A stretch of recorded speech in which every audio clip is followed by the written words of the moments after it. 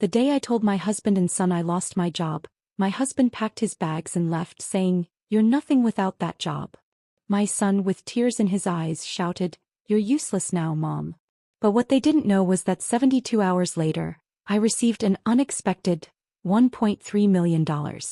3 days later, they were bombarding me with desperate calls, messages, begging for a second chance. "You're nothing without that job."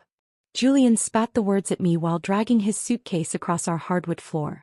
The termination letter trembled in my hand as I watched 17 years of marriage heading for our front door. Upstairs, Daniel slammed drawers, hastily packing his belongings. "You're useless now, Mom," he shouted down the stairs, his voice breaking. Just 72 hours after losing my job, I was losing my family too. The speed of their betrayal left me breathless. But they didn't know what was coming. 3 weeks earlier, my life had followed its predictable rhythm. The alarm buzzed at 4:30 a.m., same as it had for the past 17 years. I silenced it quickly so Julian could sleep another 3 hours before his office job. My fingers automatically reached for the gold locket on my nightstand, a gift from Vanessa, my best friend since high school, and I clasped it around my neck before slipping out of bed. The routine was second nature. Shower, coffee, quick breakfast, out the door by 5:15 to reach Giovanni's by 5:45, giving me 15 minutes to review the previous day's receipts before the kitchen staff arrived. Working as senior manager at one of Boston's most prestigious Italian restaurants had defined my adult life. I'd started as a hostess at 22, climbing steadily to become Giovanni's right hand by 30.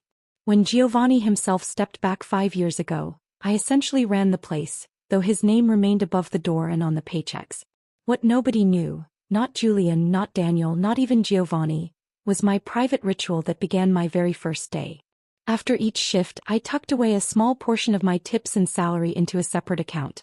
Initially just $25 a week, then $50, eventually growing to $200 as my position improved.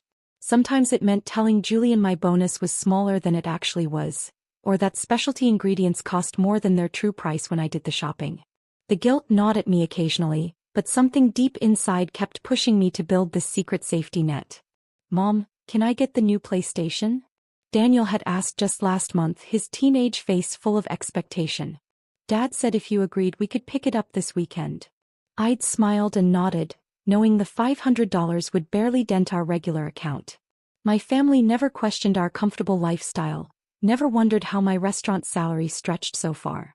Julian's job as a mid-level insurance adjuster brought in steady money, but my income carried the weight of our mortgage, Daniel's private school tuition, and our annual vacations to Florida. The day everything collapsed started normally. I unlocked Giovanni's side entrance, flipped on the lights, and settled at my small office desk with the previous evening's numbers. When Giovanni called requesting an early morning meeting with all management staff, a faint alarm bell rang in my head. He rarely came in before noon anymore. At 9:30, Giovanni stood before us, his usually animated hands unnaturally still. "The investors have pulled out," he announced, voice flat. "After 32 years, we're closing. Permanently. This Friday will be our last service." My colleagues gasped and protested, but I sat silent, fingers gripping the edge of my chair as the room tilted. 17 years of my life, gone in a 15-minute meeting. We received generous severance packages, 3-month salary, but that meant nothing against the void suddenly opening before me. That night, Julian hugged me tightly as I broke the news. "You'll find something even better," he promised, his confidence seemingly genuine. Daniel brought me hot chocolate and shared stories about famous comebacks, his teenage awkwardness momentarily set aside in this family crisis. Their support lasted exactly 18 days.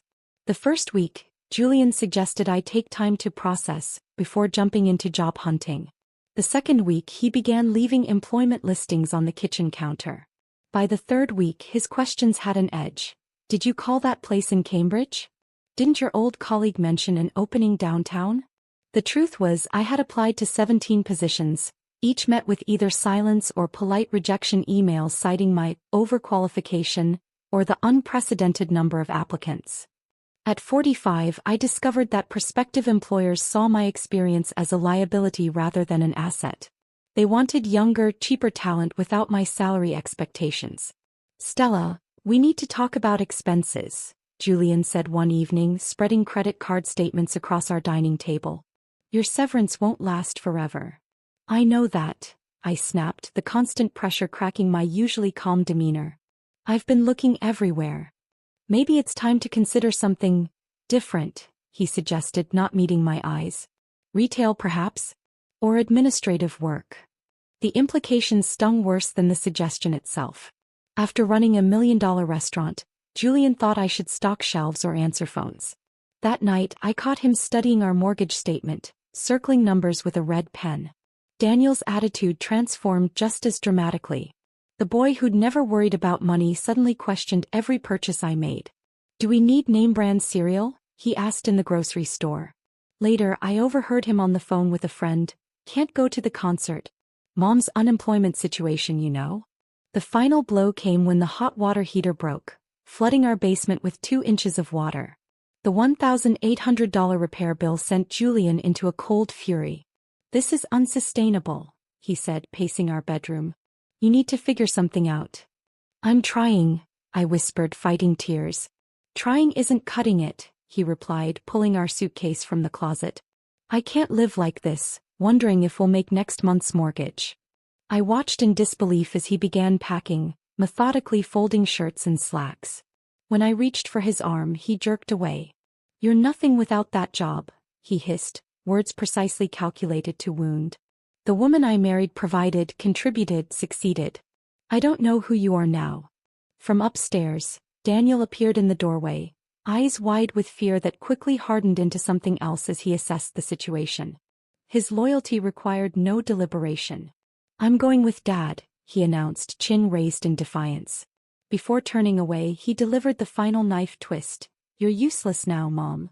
As they loaded the car, neither looked back at the woman who had cooked their meals, washed their clothes, and funded their comfortable lives for nearly 2 decades.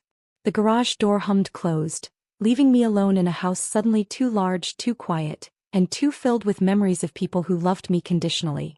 What they didn't know, what nobody knew, was that in 72 hours, everything would change again. But they didn't know what was coming. 3 days before they abandoned me, the atmosphere in our home had become unbearable. Julian no longer bothered masking his disappointment. That Thursday morning, I found him at the kitchen table, coffee untouched, scrolling through rental listings on his tablet.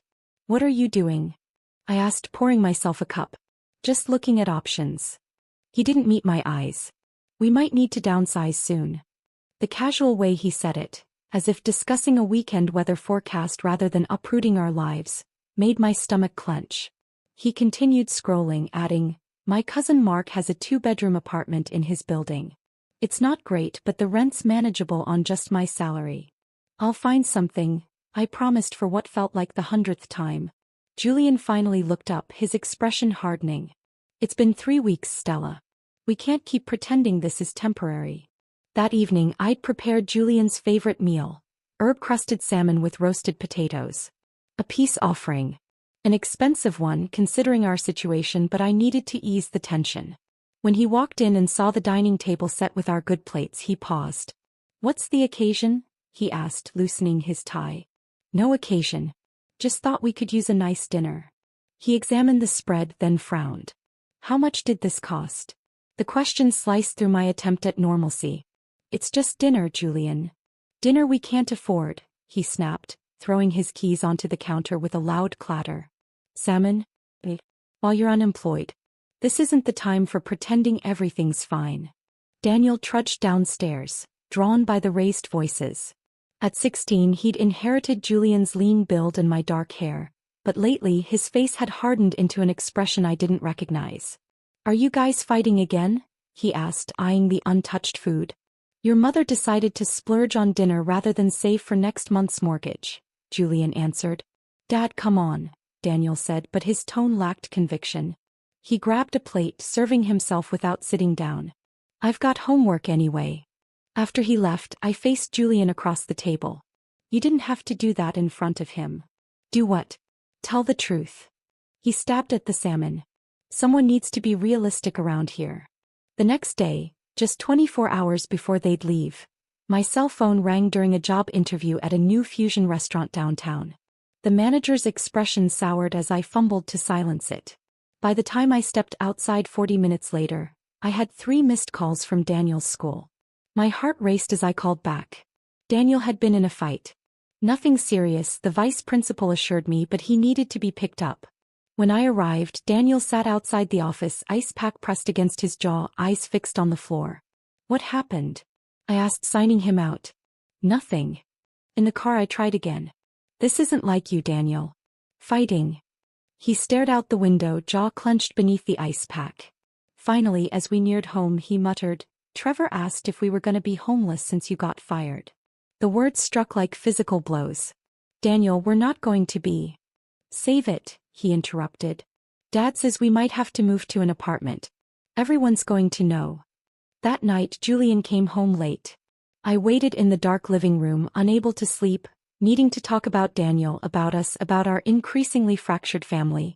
When the front door finally opened at 11:20 p.m., I could smell beer on him from across the room. Where were you? I asked. Out with Mark. Discussing options. He dropped onto the couch beside me. I can't do this anymore, Stella. Do what? Pretend we're fine. Wait for the miracle job that isn't coming. He rubbed his face. You know what Mark said? He said I was an idiot for letting you handle our finances all these years. The accusation blindsided me. What's that supposed to mean? It means maybe we wouldn't be in this mess if I'd been paying attention to where the money went. His voice grew louder. 17 years at that restaurant, and what do we have to show for it? A mortgage we can barely afford and a kid who's getting into fights because his mother can't hold a job. Something snapped inside me. That's not fair and you know it. Fair. Julian stood abruptly. You know what's not fair? Building a life with someone who collapses the minute things get difficult. I followed him upstairs where he yanked our suitcase from the closet. What are you doing? What I should have done weeks ago. He began throwing clothes inside. I'm going to Mark's until I figure things out. You're leaving? Just like that. My voice sounded distant, as if belonging to someone else. Julian's packing grew more frantic. What exactly are you contributing right now, Stella? To this marriage? To this family? I grabbed his arm. 17 years. Doesn't that count for anything? That's when he said it, the words that would echo in my mind for days. You're nothing without that job. Daniel appeared in the doorway, awakened by our argument. His eyes darted between us, then fixed on the suitcase. Understanding dawned on his face. Dad. His voice sounded so young suddenly. Pack a bag, Julian told him. You're coming with me to Uncle Mark's. Daniel, I pleaded, reaching for my son. You don't have to go. His eyes, my eyes in shape and color, filled with tears. For a moment I thought he might stay. Then he whispered, You're useless now, Mom, and turned away. 40 minutes later they were gone. I stood in our driveway watching tail lights disappear down the street, the neighbor's porch light casting long shadows across our lawn. Mrs. Peterson peeked through her curtains, surely adding this scene to tomorrow's neighborhood gossip. Inside, the silence crushed me. I wandered from room to room, touching Julian's razor in the bathroom, Daniel's abandoned homework on his desk, the family photo from last Christmas that suddenly seemed like fiction. In the kitchen, our dirty dinner dishes still sat in the sink, Julian and Daniel's last meal in this house. I sank to the floor, back against the refrigerator, and finally let the tears come.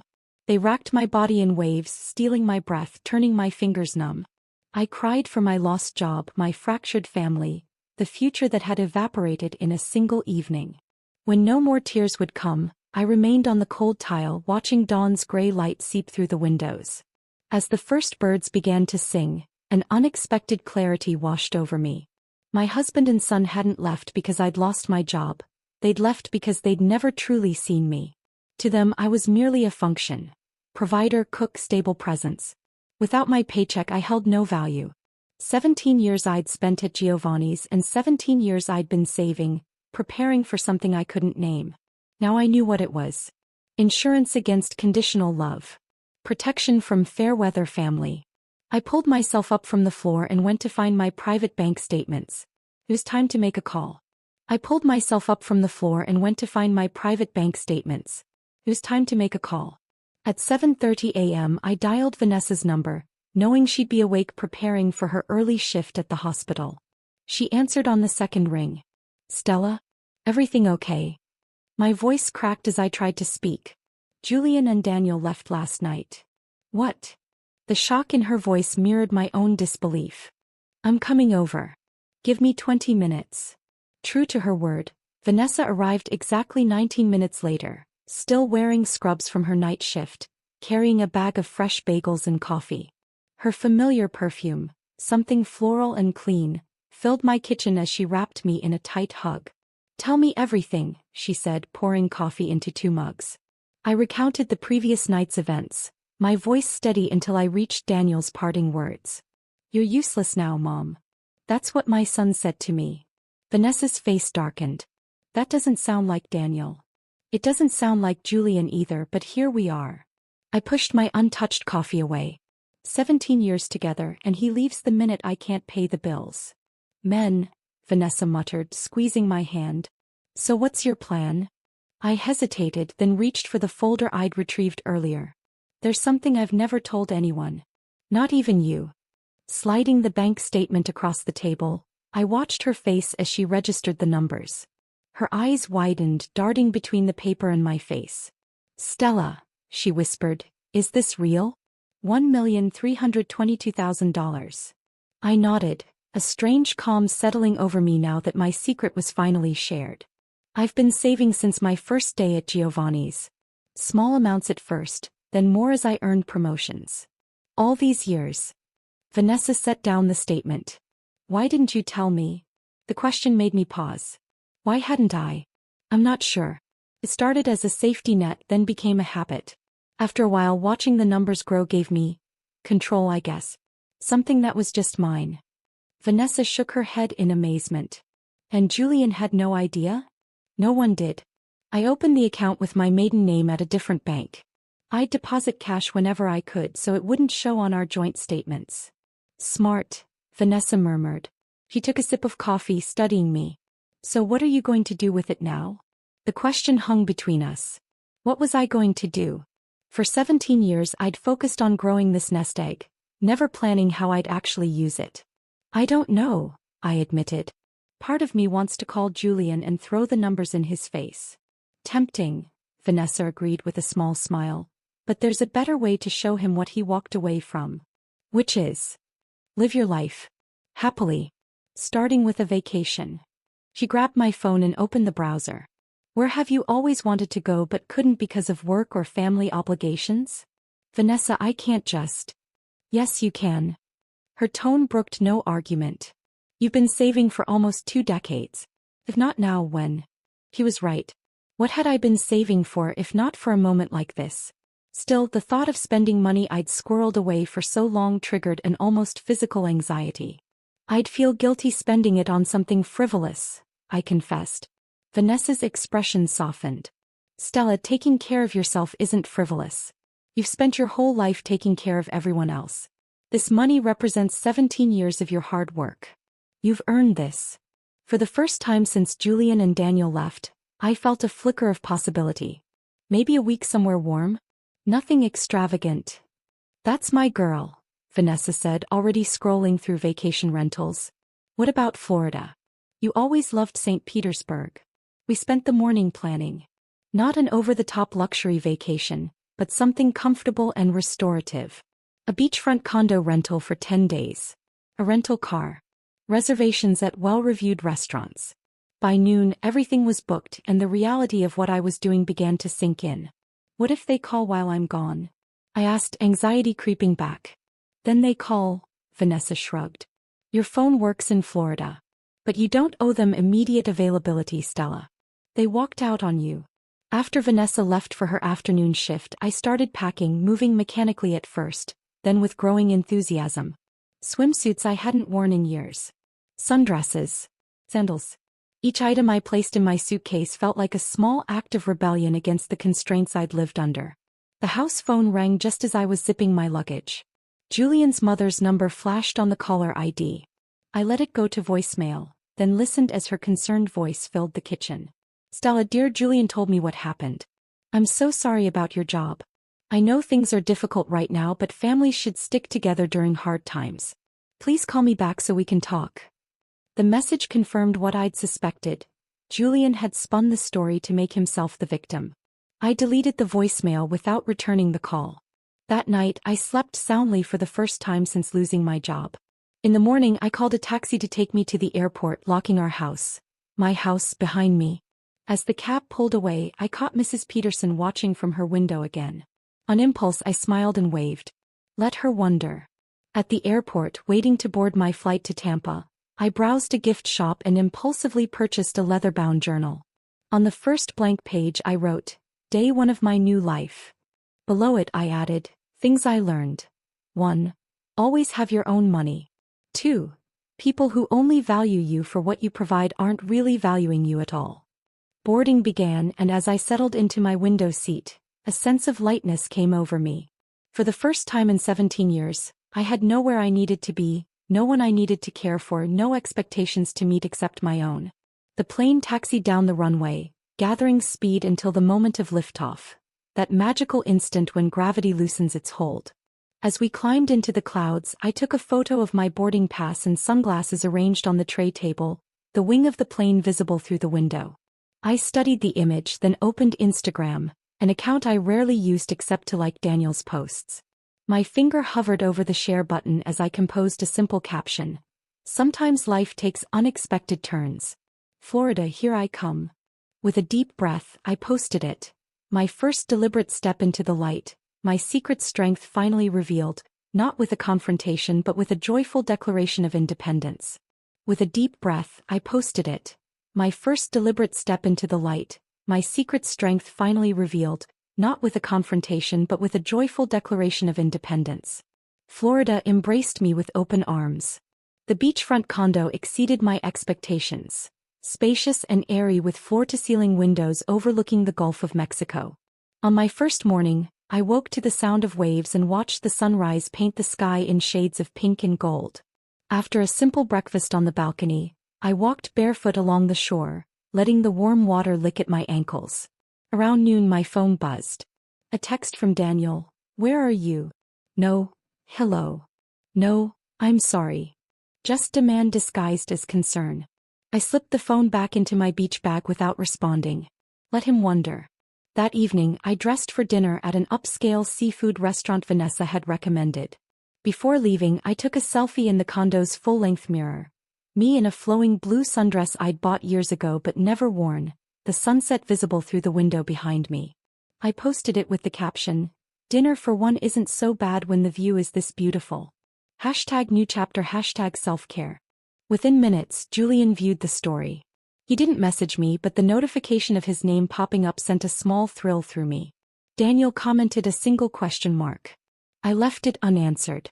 The maitre d' seated me at a table overlooking the water. When he asked if I was waiting for someone, I smiled and said, Just me tonight. The words felt strange on my tongue, not sad as I might have expected but liberating. Over the next few days I established a routine. Morning walks on the beach, afternoons exploring local attractions, evenings trying new restaurants. Each day I posted one carefully composed photo. Me parasailing, sampling local cuisine, browsing in boutiques. Nothing flashy or boastful, just quiet evidence of a woman enjoying life. On day 5 Julian called. I watched his name flash on my screen while finishing a key lime pie at a waterfront cafe. When voicemail picked up he left a message. Stella, where are you? Your mother-in-law is worried sick. Daniel says you're in Florida? Call me back immediately.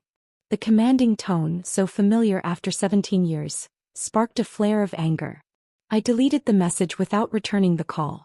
That night I received a text from Daniel that made my heart clench. Mom, are you coming back? Dad burned dinner again. Those 9 words revealed so much. Not concern for my well-being but for the inconvenience my absence caused. Still, it was the first hint of vulnerability from my son since they'd left. I texted back, I'll be home in 5 days. There's frozen lasagna in the basement freezer. On day 7 I decided it was time. After breakfast, I logged into my banking app and took a screenshot of my account balance. $1,322,783.42. I opened our family WhatsApp group, dormant since they'd left, and began typing a message about the sunset cruise I'd booked.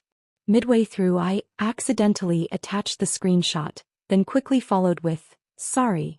Wrong image. Meant to send vacation photos." I deleted the message immediately but knew they'd both already seen it. WhatsApp's double blue checks confirmed it. The response was immediate. First Julian, "Stella, call me. Now." Then Daniel, "Mom? What was that?" I silenced my phone and headed to my sunset cruise, a smile playing at my lips. By the time I returned to the condo 3 hours later, I had 17 missed calls and 34 text messages. Julian's tone had evolved from demanding to desperate. "Please call me back. We need to talk." Daniel's messages tugged harder at my heart. "Mom, I'm sorry for what I said. Please call me back." I sat on the balcony, listening to the waves crash against the shore as I considered my next move. Part of me, the part still raw from their rejection, wanted to ignore them completely, to let them stew in their regret. But another part recognized this as an opportunity for something new and better. Before responding, I called Vanessa. "They took the bait?" she asked, laughing when I described their reactions. "Hook, line, and sinker," I confirmed. "But now I'm not sure what to do. Part of me wants to forgive them, but you're afraid they only want you back because of the money," she finished. "Exactly. How do I know if their remorse is genuine?" Vanessa was quiet for a moment. "You can't know for certain. But you can set terms. Remember, you're negotiating from a position of power now." He was right. For the first time in our relationship, I held the cards. That night I texted them both, "I'll be home on Sunday. We can talk then." The remaining days of my vacation passed in a blur of sunshine and self-discovery. I drafted and redrafted what I would say to them, practicing in front of the bathroom mirror until the words felt right. Sunday arrived too quickly. As my plane touched down in Boston, anxiety knotted my stomach. What if this confrontation went poorly? What if they couldn't accept the new boundaries I needed to establish? Julian and Daniel were waiting at arrivals, both looking smaller somehow, diminished. Daniel rushed forward first, wrapping his arms around me in a fierce hug. "I'm so sorry, Mom," he whispered against my hair. Julian approached cautiously, uncertainty etched across his face. "Welcome home, Stella." The drive home was awkward, conversations stilted. I answered their tentative questions about my trip with brief responses, saving the real discussion for when we were home. In our living room, my living room, we sat in a triangle. Me in the armchair, them side by side on the couch. The power dynamic had shifted and we all felt it. "I think it's time we talked honestly," I began, my voice steadier than I expected. "Yes, I have money. Money I saved carefully over 17 years. Money neither of you knew about because you never asked about my finances beyond what I contributed to this household." Julian leaned forward. "Stella, if I'd known, you wouldn't have left?" I interrupted. "That's the problem, Julian. Your commitment to this family shouldn't depend on my bank balance." Daniel stared at his hands. "We were scared, Mom. Dad said we might lose the house." "I was scared too," I replied softly.